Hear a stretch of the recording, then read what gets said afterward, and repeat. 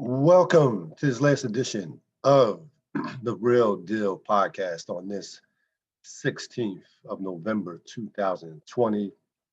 Happy to be with you on this Monday night as we wrap up a 10th week of the NFL season. Bears and Vikings are playing right now. Vikings are up 7-3. I really like the Vikings in this game in regards to how they're playing well right now, especially with Dalvin Cook and seemingly have gotten their defense somewhat fixed. So Vikings could be, interesting, moving forward. Not as far as a contender, but as far as somebody that can really challenge teams who are trying to make the playoffs or trying to get home field advantage. We're going to begin as always with today's headlines. Dustin Johnson is your Masters champion for 2020 at the age of 36. He wins his second major, and he did it in style. Just a overpowering, dominating performance, to say the least. He was spectacular, going 20 under, winning the tournament by 5 strokes, the biggest margin of victory going back since Tiger Woods' 1997 Masters win, which was, of course, historic in its own right, in terms of how, in terms of when Woods shot 18 under par and just blew everybody away. This was, again, Johnson was spectacular, and he's taking a lot of heat for not being able to finish. For some people say wasting his talent, even though he's won 24 tournaments, which is a lot. It's a lot of tournaments to win, and he's 36 years old. He's won a lot of tournaments over the course of his career. They have not equaled out to winning majors, but he's about to go on a nice little run here. You win. This is his first major since 2016, the 2016 U.S. Open. I could see him going on a run, a 2 to 3 year run where he wins 3 or 4 majors. I easily could see it. We've never doubted his talent. The guy is probably the most gifted player in the sport right now, and has been for the last 2 or 3, and has been for the last, the better part of the last 2 or 3 years. I know other guys have gotten hot and have come up and have seemingly passed him in regards to majors, but as far as talent, he's the guy right now in golf. There's no two ways about it. He's played great this year. This is his 4th tournament win. Remember, he won a tournament where when at the Canadian Open, he was 30 under. So I can see him going on a major run. And the thing about Johnson that you like or that you love if you're a golf fan is he's always in contention. This guy's 20 top 10 finishes in majors since 2009. 20 top 10 finishes. Just think about that. So I think he's going to go on a nice little run here in the next couple of years, similar to what Jordan Spieth and Brooks Koepka type runs that they went on when they won their first majors. I could see him going on that. I could see him going on that after winning his first Masters. It was a tournament that he desperately wanted to win, and he came close last year with a second place finish. Tiger was not in contention for the most part after the first round. He had a big first round, but then kind of faded as the tournament went along, and had a rough day yesterday, especially at the 10th hole where he shoots a 10 on the 12th hole, which is his highest score out of any hole that he's ever shot, that he's ever played in his career. Hit three balls in Rays Creek. And it wasn't expected that Tiger was going to win this tournament. Listen, Tiger's 43 years old, and I'm not saying Tiger. I'm not saying Tiger won't win another major. We saw what happened last year in 2019 at the Masters, but it's going to be very, very difficult for him to get back to that level. Forget about getting back to the level that he once was. That's over with. Physically, he's 43 years old. But for him to even win another major, it's going to be, I would bet on him not winning another major, because the golf game, the golf turn, the field is so deep with talent and young talent. A bunch of 20-year-olds, guys who have no fear of Tiger. And then you still got the Rory McIlroys of the world. You still got, Brooks Koepka. You still got, of course, now Dustin Johnsons and guys. The game is as deep as it's ever been in the sport of golf in terms of talent. It really is. And now every major that you see, there's a new guy that emerges. That you look and say, hey, this guy's going to be a major. It's going to be a major tournament type. It's going to win a major tournament. So it's going to be an uphill battle for Tiger to win another major, let alone tie or pass Jack Nicklaus for that record in terms of majors. Drew Brees is out. He's going to be out for at least 2 to 3 weeks, possibly even a month, with the fractured lip, with fractured ribs and a collapsed lung. He took he was slammed to the ground by a San Francisco defender in the 49ers Saints win in the Saints win victory over the 49ers yesterday afternoon. Jameis Winston will be the starter, more than likely. Now, Sean Payton wanted no part of giving us anything on Drew Brees' condition as far as his status for next week and what have you. Says he'll give that information out Wednesday. I understand, because he frankly doesn't know how long Drew Brees is going to be out, and he's playing. It's a little bit of gamesmanship for the next opponent, not wanting to maybe hold off till the end of the week to give their opponent less preparation time to get ready for basically forcing them to prepare for multiple quarterbacks. They really have to prepare for 3. It could be Taysom Hill, it could be Drew Brees, it could be Jameis Winston, but it's more than likely going to be Jameis Winston. You're the Saints, you got to really start thinking about, if they haven't thought about already, the future and the future might be now in regards to who's going to be their quarterback moving forward. Drew Brees, the last 2 seasons, has missed significant time. It's going to be second straight year that he's missed significant time with an injury. Now the Saints are going to, the Saints are rolling right now, and I can see them even, despite the fact that Brees could be out a month, I don't see them falling off. I don't see them falling off that dramatically, considering how good their defense is. They have a system. They have a foundation. We saw them with Bridgewater last year and how well they played. Even with, I know Jameson can be a train wreck, but he is playing under Sean Payton. So maybe he'll go out there and earn him a starting job for the future. For the future. And remember, yes, he's also playing for a starting job, possibly to be the Saints quarterback of the future. So Winston has a lot of incentive to go out there and play well. Not saying that he will, but I think the Saints will be fine without Drew Brees for for even 2 to 3 weeks, or maybe even a month. Maybe it costs them home field, possibly, which by the way, which will mean a lot to them, because they're a different team. They're a different team indoors, in the dome versus outside the dome. But keep this in mind, they do have a tremendous defense. They have a very good defense that travels, have an excellent running game. So maybe that is not as big of a deal this year as it has been in, say, past years.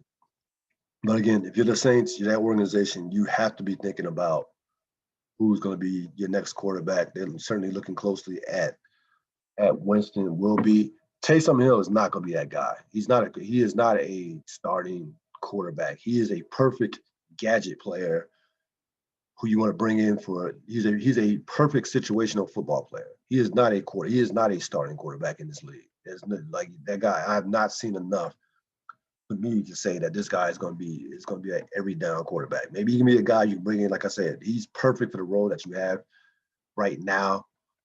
So it's either going to be Jameis Winston or somebody or that player, or a player that we have not seen yet. But I think Drew Brees' days are frankly going to be numbered, because I think Brees will get to the point to where he's he's made a ton of money, won a Super Bowl. I think he'll get to a point to where he just doesn't want to take the physical punishment anymore. The guy is, 40 years old. 40 what? Breeze is like 41. I think Breeze is 41. He's over 40. I know that. So that'll be very interesting to watch and to see how Jameis Winston plays moving forward. Week 10 action. You had a couple. Not a spectacular week of football. Of football.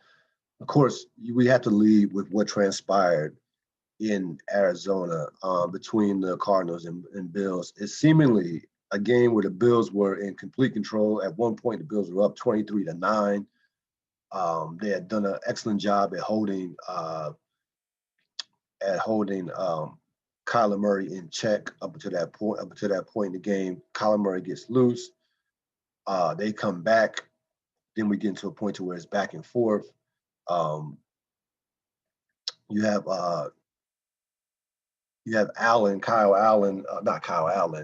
Josh Allen make some ridiculous throws late in that game. One, the last one for the touchdown for the touchdown on Stephon Diggs. You think Buffalo has got it sealed, and then Arizona goes, Arizona gets to about midfield, a little inside the 40-yard line, and Kyler Murray just makes a play where it's not supposed to be made. First of all, he looked like he was about to throw the ball, about to run out of bounds. He throws the ball basically 40, 45 yards in the air, and DeAndre Hopkins, who you can certainly make a case being the best receiver in football and has been maybe the last 2 to 3 years, makes just a ridiculous catch over basically 3 to 4 defenders for the game-winning touchdown. Heartbreaking loss for the Bills. That was a game where, for the most part, they played well. Now Allen had a couple shaky interceptions, and he has a little Brett Favre in him, to be honest with you. He is as physically gifted as any quarterback in the league, even like on Mahomes and Rodgers level. Like, he's that physically gifted to where he can make any throw, but he's at a stage in his career to where he trusts his arm too much. He could have easily had 3 or 4 interceptions yesterday, only threw 2, and they were 2 bad ones at that. But second year, he's in the second year, a lot of talent. So at least if you're Buffalo for the first time since Jim Kelly, you have, I think, a legit franchise caliber quarterback who has a chance to be a player in this league. But that's a brutal loss for Buffalo. They could have went to 8-2. Now they pulled Miami into the mix as we saw the Dolphins win over the Chargers yesterday. Now that is a legitimate race in the AFC East. But give Arizona a lot of credit. Kyler Murray is starting to enter, you have to start to give him some MVP consideration. We'll talk more about that later in regards to the MVP, but he's been spectacular this year, making a lot of plays. And that's one of the wins that if Arizona just pulled out of their asses, basically. They pulled that win just straight out of their asses. They had no business winning that game. None, to be honest with you. No business winning that game. They, to me, were outplayed. But again, a couple of turnovers, a couple of interceptions kept Arizona in that game, and they were able to pull it off with the last second Hail Mary. Again, DeAndre Hopkins, sometimes players just make plays. I guess, I don't know, outside of having, outside of the 4 guys being taller or having more athletic ability, I don't know what they could have done. He just jumped over them and took the ball. It's just that simple. So sometimes it's not about what the defense didn't do. It's about sometimes you got to give the offensive player their just due in terms of, you got a guy who's going to be a Hall of Fame receiver making a Hall of Fame play. Great win by New England over Baltimore last night. That was a vintage Patriot win, a season-saving Patriot win, if you ask me. As they go to 3-6, then I think their season is finished. Right now, they have a pulse at 4-5. And listen, this is the difference in that game. The weather was horrible. I mean, it was rainy conditions, tornado-like conditions all up and down the East Coast, from DC up to New York. to be honest with you. Um, so the weather was horrible, but the Patriots are used to playing in horrible weather. They said, you know what, Cam Newton, you're gonna hand the ball off. We're gonna just run the ball and make less mistakes and take our chances. And that's what happened. Um, Baltimore, for whatever reason, decided to throw the ball 34 times. And they ran the ball as well. They had 28 rushes, but that was a game that was just, to me, you just run the football in that game. You run the football and try to hope that your defense can force a mistake. And you have a great kicker in Justin Tucker, so you have an advantage from that standpoint.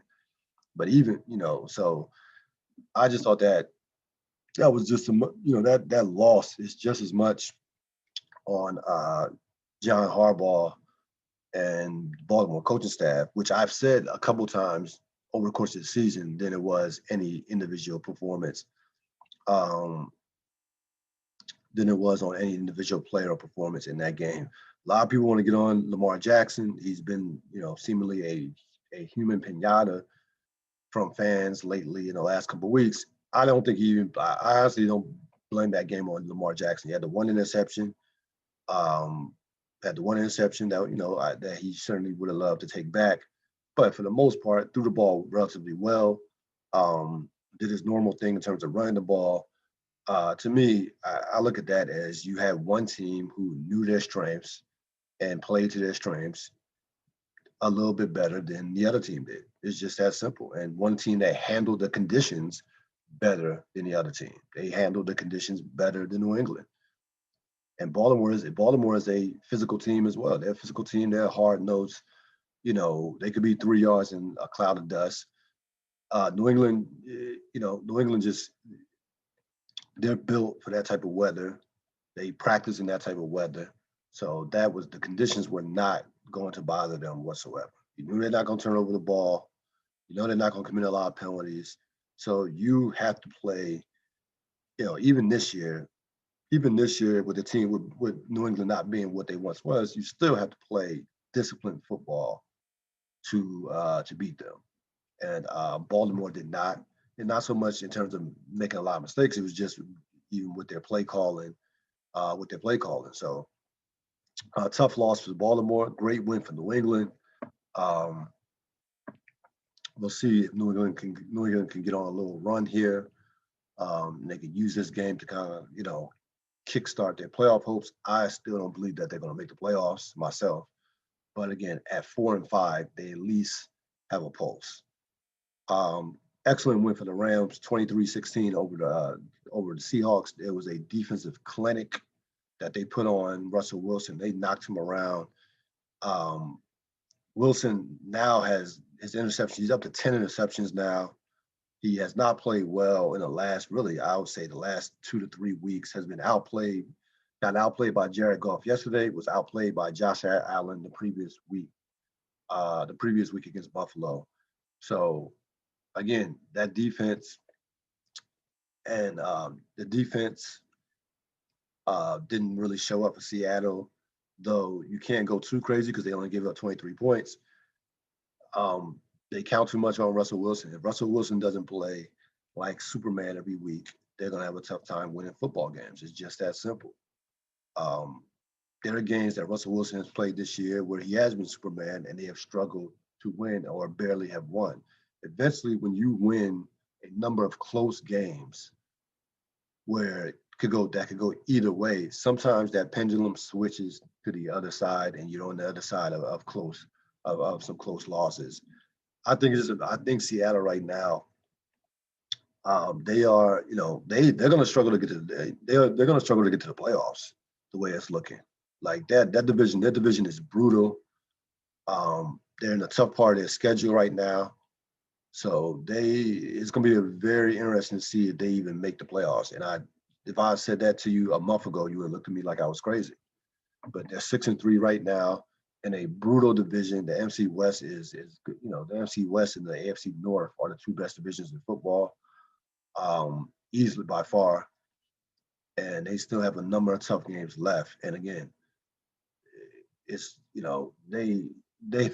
you got to do a better job at building around Russell Wilson. I know he's getting paid a ton of money, which he deserves, but that team should be a little bit better all around outside of him. Um, they should be better defensively. They made their trademark on defensive football, and now they are just an absolute just joke as a defensive team. They are. They're hard to watch, to be honest with you. You mentioned Miami and the Chargers.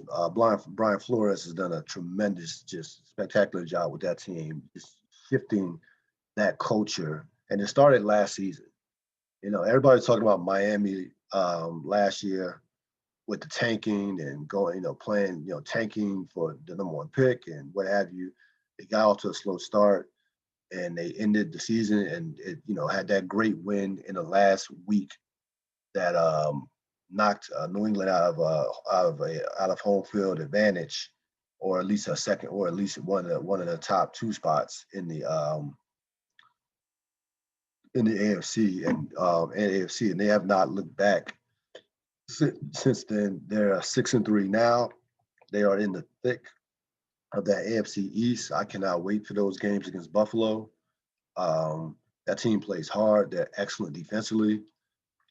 They first time in Justin Herbert's young career that he basically was shut down. He really was shut down yesterday.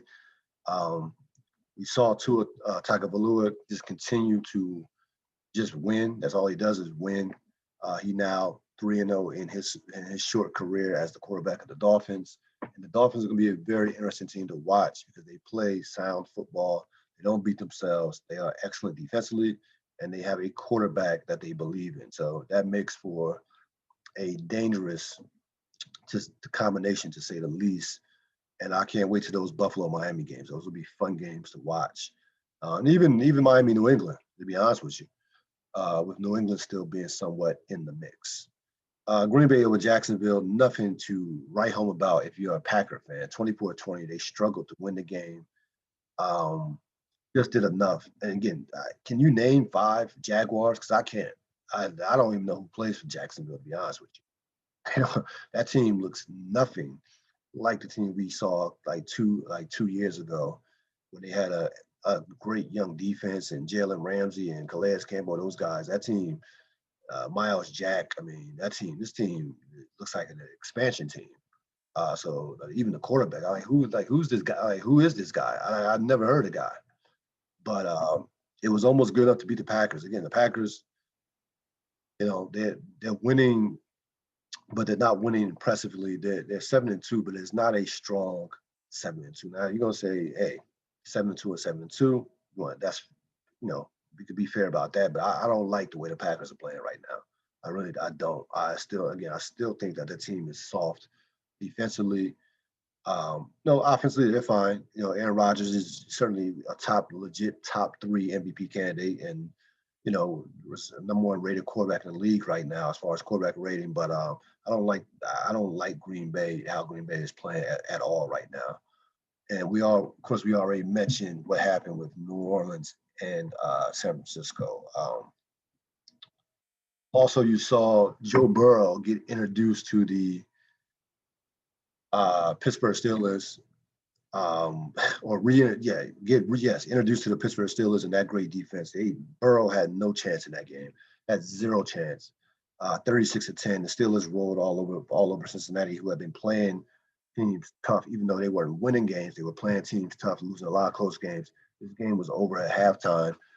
Roethlisberger has 300 yards passing, 4 touchdown passes, and really should be mentioned among players in the MVP conversation. You're the quarterback on a team that's undefeated, and you've put up the numbers, 22 touchdowns and 4 interceptions. You deserve MVP consideration.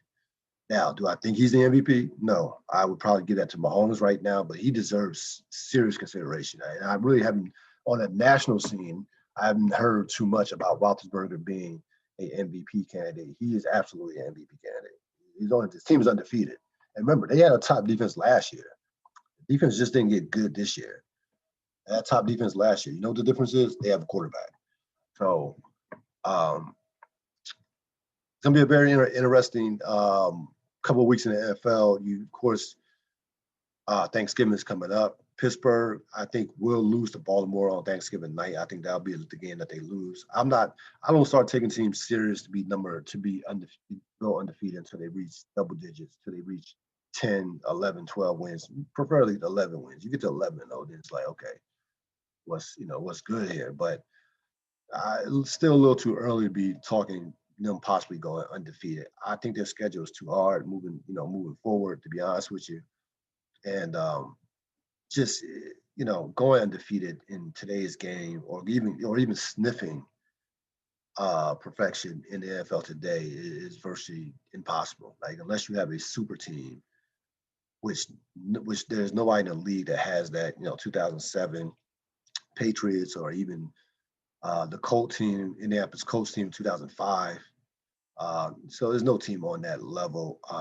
The last team that almost went undefeated then was the Saints. I think started off 2009, 13-0, and then lost their last three games. So they lost their last three games.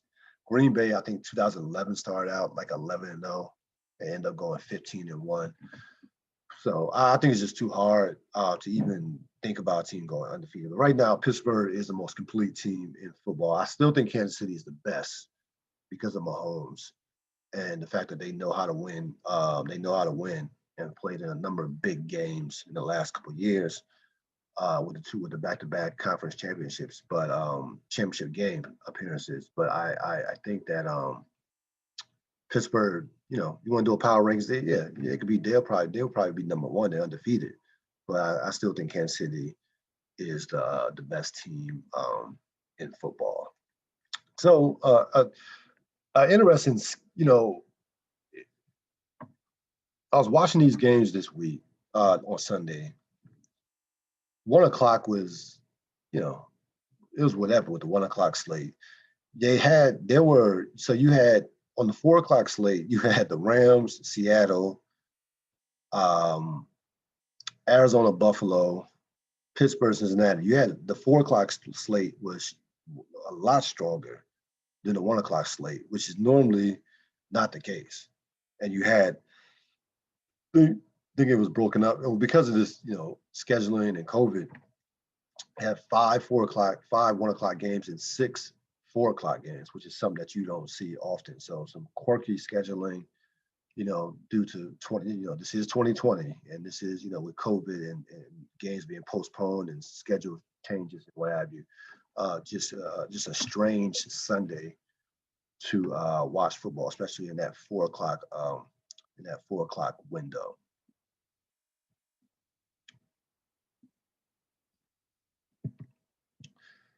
So we're going to shift gears a bit on the Real Deal podcast. Again, as always, this is Cyril Gerald-Quinn. You can definitely check out our latest episode of the Wire Back Burners, season 3, episode 7, Back Burners, along with myself, along with Rob Sapp. Have a big episode coming up this week. A huge with episode 8. It's going to be a big episode, to say the least. But this was an interesting one as well. So check that out when you get a chance to. The Wire remix with Cyril Gerald-Quinn and Robert Sapp. But let's shift gears to what's been going on in hip hop in regards to just a rash of shootings that have taken place recently. You had 3 basically in a week. We know King Von was shot and killed on November 6th. Mo 3 shot and killed last week, and Benny the Butcher and Bootsy Badass were shot. Luckily, thankfully, they survived those shootings. I was looking this up yesterday. You realize since 2018, you've had 11 rappers shot and killed. That doesn't even include the number of guys that were shot and survived. I'm just talking about guys that have been shot and killed. 11 in 2 years. And to me, it's gotten to a point to where if you're hip hop, and there are a handful of power brokers in hip hop, Diddy, Snoop, Jay-Z, T.I., Nas, Common. I mean, we know what this list looks like. There has to be a sense of we have to start at least speaking on this, and we have to, again, there's no solution per se. Guys are grown, they're gonna make grown man decisions. You can't control somebody's actions or what they do per se, but it needs to be addressed by hip hop and by those hip hop power brokers, because you don't want to get to a sense where this is normalized, where this is becoming, oh, by the way, so and so was shot and killed, moving right along. And you have a generation that, that needs mentorship. I was listening to someone talk about, Biggie and Tupac and why that went down the way it went down. No one stepped in to say, hey, this shit is not cool as far as going back and forth. Somebody could get killed. No one stepped in and said that. No one, not that I remember.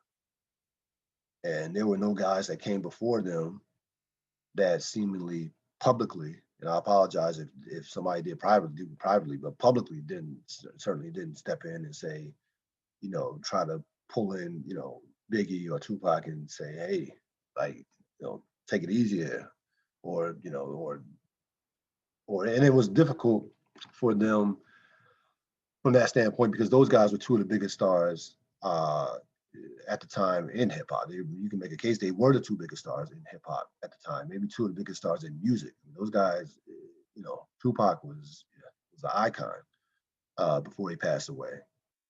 So, but this is different. It's different from the standpoint of you have a number of guys who are at that stage in their career who are absolute icons and are respected in the world of hip hop, if they step up and really call this out, and not so much call this out, but really embrace that mentorship and that leadership, that it could go a long way in kind of calming these waters. And mentorship and leadership doesn't mean you go and say, hey, lead the killing in your hood. Don't bring it to Atlanta, as in the case of what T.I. said last week. That's not what I'm talking about. And that accomplishes nothing from a positive standpoint. It does nothing. It really doesn't. And T.I. shouldn't have said it. This is all there is to it. And, you need, these guys coming up need mentorship. And I don't know how that looks. I don't know how that's going to look per se. I don't know if that's, hitting somebody up through the DM saying, hey, you good? Or I don't know I don't know how logistically that could look, but it needs to be addressed. And, if these power brokers or people in hip hop love hip hop as much as they claim to love hip hop, then this is something that has to be addressed, because you can't have your young brothers getting taken out left and right, and it becomes just normal. Again, there are a variety of reasons of why this is happening. I think you get a lot of guys who can't separate themselves from making it in the street life and find themselves in that catch-22 of survivor's remorse, or just not having the right people around them. Like, I don't need you to be a shooter. I'll get armed security. You're gonna be around me. I want you to help run my business. I want you to help build my brand. I want you to help, I can give you a job. What do you do well? Let's try, let's have people around you doing positive things. Like, okay, you used to cut hair. All right, let's open up a barbershop. But again, that kind of advice needs to come from these living legends that we have in hip hop. And there are a number. Hip hop is the biggest thing in music by far. It's the most powerful force in music by far. And there are a number of living legends in hip hop, a number of them. Ice Cube, I could put into that mix as well. I forgot to mention him. He's definitely falls in that category. Dr. Dre, a number of guys. I mean, the resources are there to help along this next generation. Because right now, what's going to happen is it's going to get to a point to where this becomes normalized, and then you're going to have a generation following this generation who actually thinks that killing is actually a way of branding, or just a somewhat a rite of passage.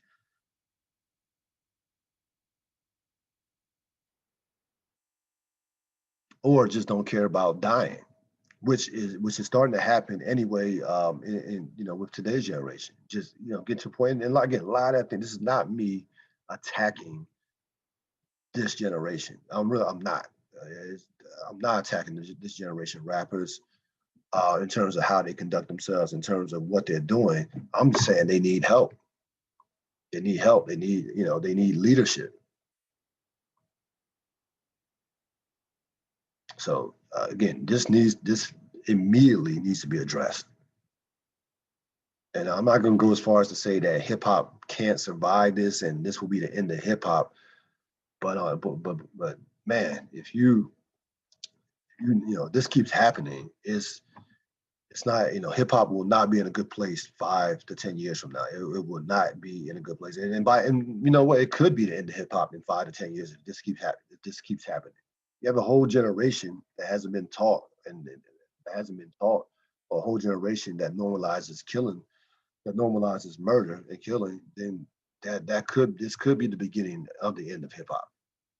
So I think that, again, there are a number of resources and leaders out there, in terms of who have done iconic things. There are a number of living legends who have major voices that can really go a long way in terms of stabilizing this. Because right now it's out of control.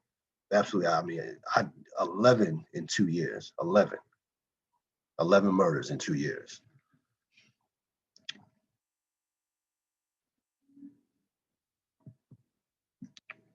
Well, hard to segue from that, but we will attempt to. A lot of happenings in the NBA. It's going to be, the NBA right now is in an interesting place because everything is going to be coming fast and furious with the season. The draft is Wednesday, free agency, trades, and it's all just, it's all coming all at once because of this, because of the scheduling and having to play the season until October. A couple of trades that have already happened, that are going to happen.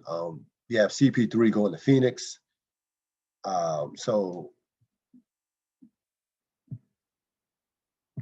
Chris Paul goes to Phoenix for Kelly Oubre Jr., Ricky Rubio, Ty Jerome, Jalen Lacroix, first round pick. Now, this is a great trade for Phoenix. That's all there is to it. This is a great trade for Phoenix, getting still one of the best point guards in the league.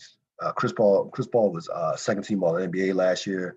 He took a team in Oklahoma City that a lot of people and myself thought could probably be a lottery team into Game 7 of the first round against Houston, as they lost in the playoffs to Harden and Westbrook. And he still can play. He still can play at a high level. How many years does he have left in terms of staying durable, being healthy? We don't, that's almost impossible to measure, but he can still play. And he'll be a great mentor to Devin Booker. Booker is already ascending as a future All-Star. And I think Phoenix will have if Chris Paul can stay healthy, I think Phoenix will have an excellent chance. Even in that loaded Western Conference, they will have an excellent chance to make the playoffs next year. I really do. As far as Oklahoma City, again, you gauge Oklahoma City not by what they got back. You gauge them by the fact that they want to get under the luxury, they don't want to pay the luxury tax, and also they are accumulating draft picks. And with those draft picks, there are two ways you can go about building your team. They have enough draft picks to make trades to add talent in the future. They have enough quality picks to where you can draft maybe the next, all-star or franchise player. So they're doing it the right way. They still have moves to be made. Like Steven Adams could be moved, possibly. Um, Gallinari could be moved, possibly. So there's still some moves that could be made. You have a future All-Star in Shea Gilgeous-Alexander. They just moved Dennis Schroeder, and we'll talk about that for a first round pick. So they have as many. They have until 2016. They have I think they're about 17 first round picks. Now again, that not like the NFL with the NBA and first round picks, because the depth of talent is not the depth of talent in these drafts is nowhere near as deep, of course, in the NFL and the NBA as case as in the NFL. But when you have that many picks, again, Presley has proven to be able to develop talent and pick talent, develop talent, and they will have picks to pull off trades for players that they might want to acquire. So again, I applaud what they're doing. They just have to. Now it's a case of them drafting the right players. So to me, it's a win-win for both teams. But the biggest winner right now, of course, and most trades, more times than not in the NBA, 99% of the time, the team that gets the best player won the trade, and it was clear that Phoenix got the best player in this deal. Lakers are going to get Dennis Schroeder from Oklahoma City for Danny Green in the first round pick. Again, to me, this is an absolute no-brainer deal for the Lakers to make. Schroeder is a scorer. He could be a streaky scorer, but he can score. And the Lakers probably aren't done making moves, as Kuzma could be on the trading block as well. But they needed a play. Schroeder is a playmaking guard that can create offense for himself, for other people, but in terms of also for himself, he can take the pressure off LeBron as far as handling the basketball.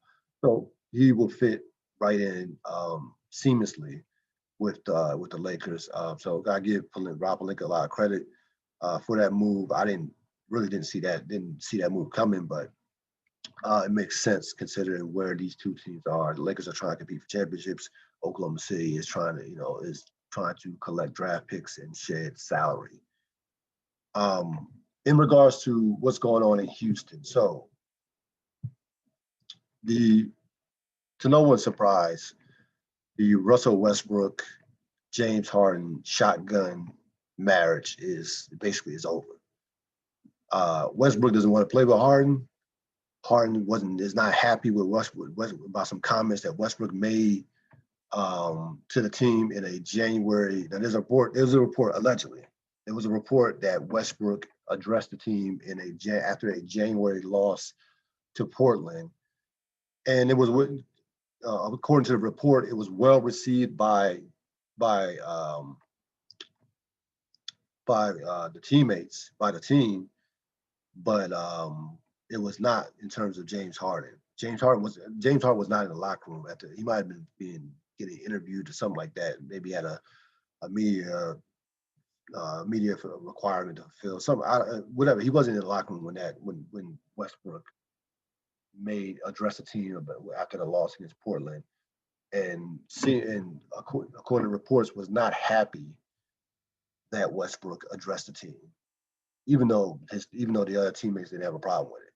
Basically calling guys out, including himself, calling guys out for in terms of how they need to improve and get better at.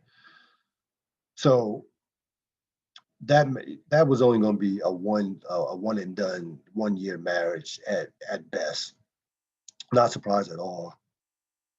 Westbrook wants the ball in his hands. Westbrook wants to do Westbrook type things. Westbrook, he is used to dominating the basketball. This guy has had a record usage rate, has had record usage rates over the course of his career. The question is,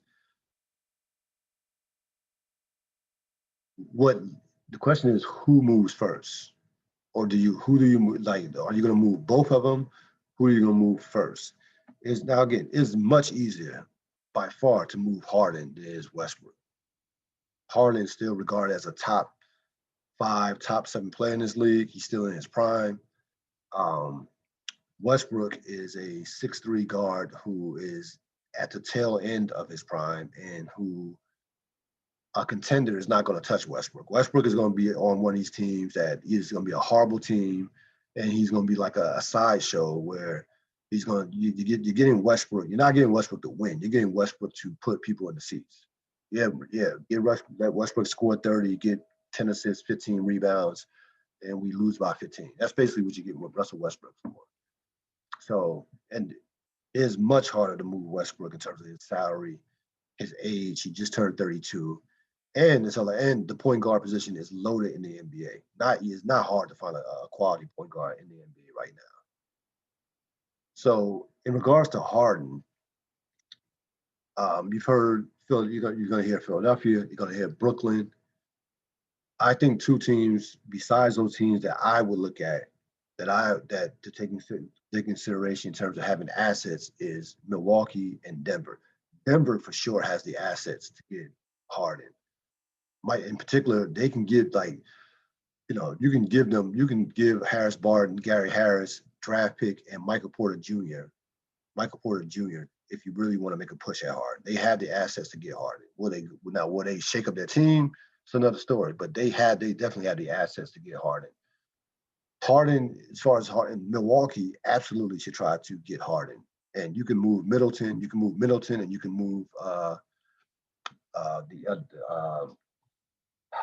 why is his name? Redhead. He has a redhead. The Final Four MVP from Villanova a couple years ago. I can't think of his name right now for whatever reason. My mind's went blank. DiVincenzo. Yeah, DiVincenzo. You can move those 2 and get Harden. Immediately, you become one of the better teams in the Eastern Conference. You put Harden in, and shows the Greek freak that you're committed to winning right now. So, and you have Harden under contract for at least 2 years. So that's a move that if I'm Milwaukee that I seriously consider. Like I would absolutely be on the phone with Houston. Like, hey, we're giving you an all-star, giving you a guy who's been all NBA, still in his prime, and giving you a young, talented player who's going to be a good rotation player. Let's keep us in mind. But more than likely, if Harden is moved, it's going to be one or 2 places. It's going to be Brooklyn or Philadelphia. Philadelphia has the Ben Simmons that they can have that. They have that ace up their sleeve as far as no team can match.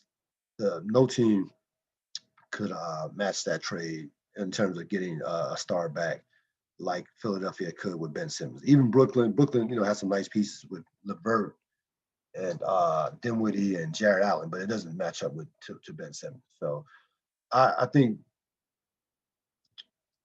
one of these guys will be moved. I could see one of them being moved before the season, the other being moved during the season. Or I could just see Houston holding on to both of them and kind of waiting for better deals. If you tell me which one is going to get moved first, it would be Harden. I would say Harden would be the first one to move because he's going to be much easier to move. But again, Houston's window is closed. Now is the time to move on. If they're going to make a move, then now is the time to move on. If you don't think that you can compete for a championship, then make the moves. Make the moves. If you don't think you can compete for a championship. So we will see what happens. We will see what happens with that. Again, very interesting time for the NBA. The NBA, again, this is going to be a lot that's going to happen in a month. I mean, the season scheduled to start December 22nd. That's a little over a month. So you're gonna see a lot of news, a lot of NBA news over the course of this next month. Finally, we're gonna wrap up with some real thoughts. It has been a trying year to say the least in terms of 2020 with COVID, unemployment, just all the things that have happened over the course of 2020. I'll say this, especially in regards to COVID. We see that these cases are going back up and have shot back up. They're not going, they are back up, and they are back up in record numbers, like and on average, like 150,000 cases a day. Be safe and be safe and be smart. It doesn't mean you have to go out there and lock yourself in the house and for, until 2022, 2021, 2022. No, you can get outside, you can take walks, you can, selectively and judiciously meet with people, a limited amount of people I would encourage. But take this thing seriously. Don't listen to the doctors. Don't even get caught up in the politics. Listen to the doctors. I think the most underrated thing about COVID is the fact that there's this perception that everything is good. If you don't die, everything is good, and that's not the case. There have been a number of people who have gotten COVID that have not recovered from getting it, from having it in March or April, who are still suffering from side effects with breathing, physically, back, body, just things like people are just, I've heard stories. I've heard people discuss this. Like, yo, my back is still fucked up. I'm still having trouble breathing. I'm still taking, painkillers. You don't hear those stories that often because they're not the end all be all as far. It's not like they're not dying. It's not, it doesn't equate to a person dying, of course, but still, if you can avoid having yourself physically compromised, by all means, avoid having yourself, if you can avoid COVID, avoid it. You should be able to, you can get COVID you can follow all the procedures, do all the right things and still end up with COVID. If that happens, then it was meant to be. But if you can, to go out here and just do some of the reckless stuff that I see people, whether in clubs, partying, in marches, with this MAGA march this past weekend, you had about thousands of people with no mask on, a lot of them with no mask on. Just dumb shit like that is just, it's inexcusable. And again, this is the thing that I get a sense that we're going to be battling this, even with the vaccine, that we're going to be battling this throughout the course of not only about just the rest of this year, but throughout the course of 2021, maybe even into 2022. Like I don't see this going away anytime soon. Anytime soon. And mentally prepare yourself for a lockdown. We may be getting locked down again for 4 to 6 weeks. It's a possibility.